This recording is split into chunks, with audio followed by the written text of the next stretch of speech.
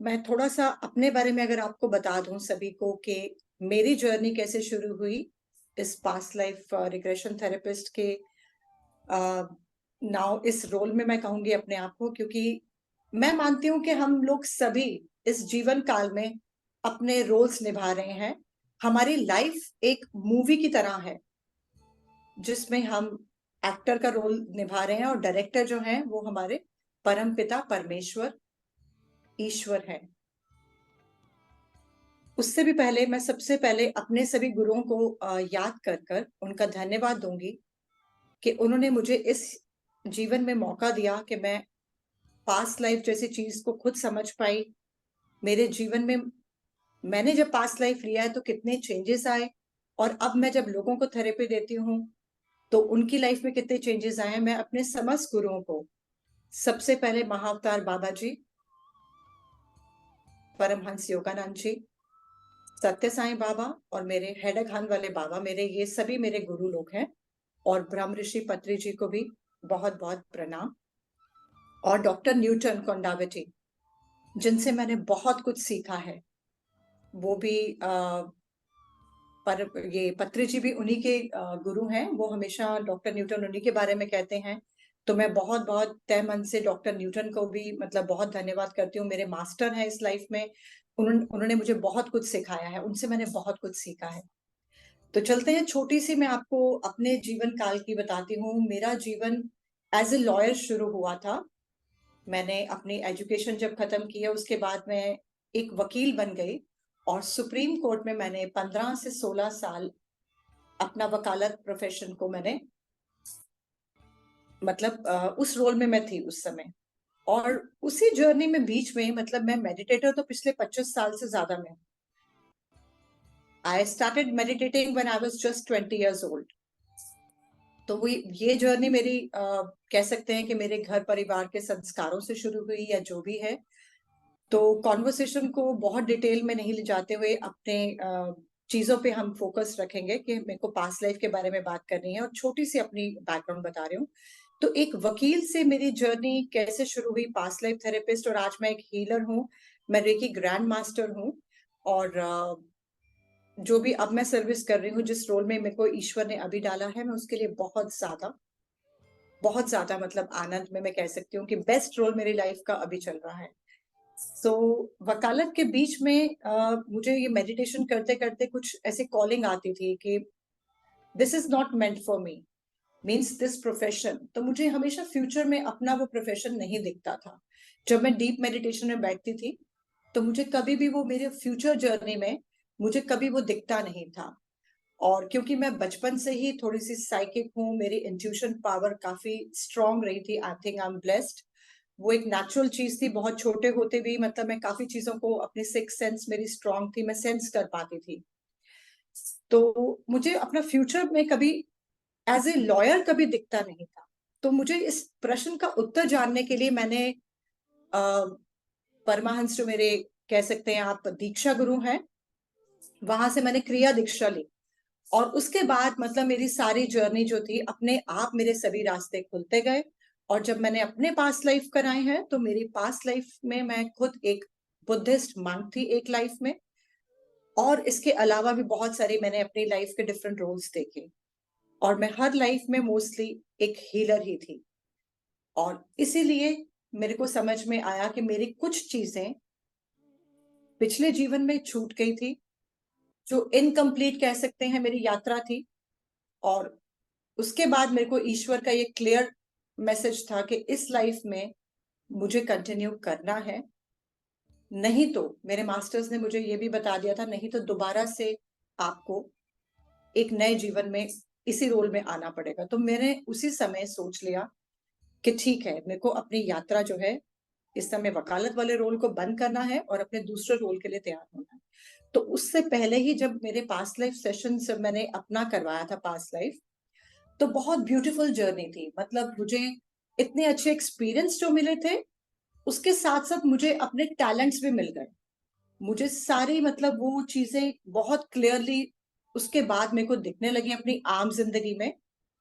और फिर मैंने फॉर्मल ट्रेनिंग्स दी, क्वांटम लाइफ यूनिवर्सिटी, विकाराबाद में जो है, हैदराबाद से आगे आगे, जहाँ डॉक्टर ड्यूटन और लक्ष्मी मैम वहां पर देते हैं सब ट्रेनिंग, वहां पे भी मेरी कुछ ट्रेनिंग्स हुई हैं। और उसके अलावा मैंने और भी मास्टर्स जो हैं इंडिया के बाहर, उनसे भी मैंने फॉर्मल ट्रेनिंग्स ली है। फिर मैंने फॉर्मल ट्रेनिंग्स ली और फिर जाके मेरी यात्रा ऐसे शुरू हो गई। तो आज मैं अब इसी रोल में I am very happy and I have no regret, कि मुझे कोई भी ऐसा कुछ नहीं लगता कि पहले मैं सुप्रीम कोर्ट लॉयर थी और अभी मैं डिफरेंट रोल में। इनफैक्ट अभी मुझे लग रहा है यही मेरे लाइफ का पर्पस है, मुझे यही जर्नी में आना था। शायद मैंने लेट कर दिया, बट आई एम हैप्पी कि स्टिल मास्टर्स ने मुझे इस रास्ते पर डाला है। और पास्ट लाइफ रिग्रेशन थेरेपी क्यों इम्पोर्टेंट होती है और हम लोग कैसे इस चीज को महसूस कर सकते हैं, तो I would like to tell you that past life regression की जो मेमोरीज होती हैं, रिग्रेशन मतलब हम जो कैरी कर रहे हैं अपनी पुरानी जिंदगियों की, पास्ट लाइफ की मेमोरीज, जो हमारे सबकॉन्शियस माइंड में, जो हमारे अवचेतन मन में एक स्मॉल चिप की तरह हमेशा रहती हैं। और कई बार जब कोई मेडिटेटर बहुत ज्यादा डीप अपनी साधना में रहते हैं, बहुत ज्यादा डीप उनकी मेडिटेशंस होती है, तो उनको कुछ कुछ झलक आने लगेगी, आप लोगों को कुछ कुछ झलक आने लगे कि आपकी पास्ट लाइफ की, जो रिलेट होगी इस प्रेजेंट लाइफ से, जहां पर आपको सॉल्यूशन आप लोग ढूंढ रहे हैं और उसका सॉल्यूशन भी आपको मिलता रहेगा। अगर आपकी साधना इतनी ज्यादा डीप है और इतनी डेप्थ में आप डीप मेडिटेशन कर सकते हो, जैसे अल्फा बीटा थीटा स्टेट्स होती है मेडिटेशन की, उस सभी स्टेट में आप अपने आप को ले जाते हो। और आपकी मेडिटेशन में आपका क्वेश्चन ये है कि मुझे जानना है कि मेरा, लेट्स से एग्जाम्पल के तौर पे, अगर किसी ननंद का रिलेशन अपनी भाभी के साथ एक कॉर्डियल रिलेशन नहीं है, या किसी वाइफ का रिश्ता उसके हस्बैंड के साथ एक हारमोनियस नहीं है, जबकि बहुत ज्यादा एफर्ट वो कर रही है, तो उसको कहीं ना कहीं इसका आंसर या तो अपने अवचेतन मन के मेमोरीज, ये डीप मेडिटेटर अगर है तो उसे मिल जाएगा, नहीं तो कई बार हमें ड्रीम्स के माध्यम से भी पास्ट लाइफ की रिफ्लेक्शन आती। और अगर इन सब से भी किसी को नहीं मिल पाता, अगर कोई मेडिटेटर नहीं है, तो मैं ये कहूंगी कि फिर वो किसी थेरेपिस्ट की हेल्प ले सकते हैं। और कौन लोग जा सकते हैं और किन लोगों को नहीं जाना चाहिए, मैं यही कहूंगी, पास्ट लाइफ रिग्रेशन जो है सबके लिए नहीं है, क्योंकि कई लोग हमें कांटेक्ट करते हैं और आना चाहते हैं कि हमें सिर्फ क्यूरियोसिटी है, कि हमें अपना पास्ट देखना है क्यूरियोसिटी से। तो मैं हमेशा उनको रिक्वेस्ट करती हूँ कि ये एक वैलिड रीजन नहीं है, आपके पास कोई एक बड़ा, एक बहुत अच्छा रीजन होना चाहिए आपको क्यों जाना है उस यात्रा में, और आपको वहां से क्या लेकर आना है। आप मुझे अपने प्रेजेंट इशू, अपने प्रेजेंट लाइफ के इश्यूज बताइए। तो जब वो अपने प्रेजेंट लाइफ के बारे में थोड़ा इंट्रोडक्शन देते हैं, अगर मैं उनकी प्रॉब्लम समझती हूँ और मुझे समझ में आता है कि सच में इनका जो डीप रूट, जो इनको अभी मिल नहीं पा रहा, रूट कॉज जो भी कह सकते हैं, उसका जो कनेक्शन है वो इस लाइफ में कहीं नहीं मिल पा रहा, तब हम जाके पास्ट लाइफ में उसके आंसर्स ढूंढ के ला सकते हैं। और क्लियरली उनको एक क्लियर पिक्चर दिखेगी, बिल्कुल क्लियर पिक्चर दिखेगी। और उनको उसके बाद जितने भी पास्ट लाइफ रिग्रेशन मैंने किए हैं, उसके बाद जो भी वो पर्सन होता है उसकी लाइफ में, सपोज एक भाभी और एक ननंद का रिलेशन अगर कॉर्डियल नहीं है, वो इस प्रॉब्लम को लेकर आती है, तो जब उसको वो रीजन मालूम चल जाएगा कि उस लाइफ में, पास में कहीं, जो भी वजह से उसने भी सेम कुछ ऐसा किया है, जो इस समय उसको जो फीलिंग्स, जो एक अच्छी कह सकते हैं प्यार वाली या बहुत प्लेजेंट सी वाइब्रेशंस नहीं आ रही अपनी भाभी से, तो उसको अगर वो रीजन मालूम चल जाता है, तो वो चीजें ऑटोमेटिकली रिजॉल्व हो जाती हैं। उसके अंदर जो एक प्रश्न होते हैं उसको आंसर मिल जाता है, और वो इंसान जो है अपने आप कोशिश करने लगता है अपने रिश्ते को ठीक करने के लिए, क्योंकि उसको उस चीज की एक नॉलेज, एक लाइट मिल गई है। तो ये बहुत ही खूबसूरत एक जर्नी होती है।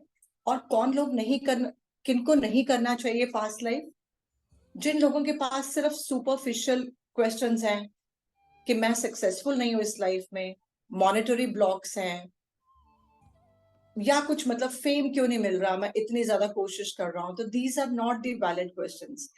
तो हम यही कहते हैं कि जहां पर बहुत डीप क्वेश्चंस हो, जहां पर आपको एक सेशन लेने के बाद आपके अंदर कुछ लाइट आए और आपके चेंजेस आ जाएं।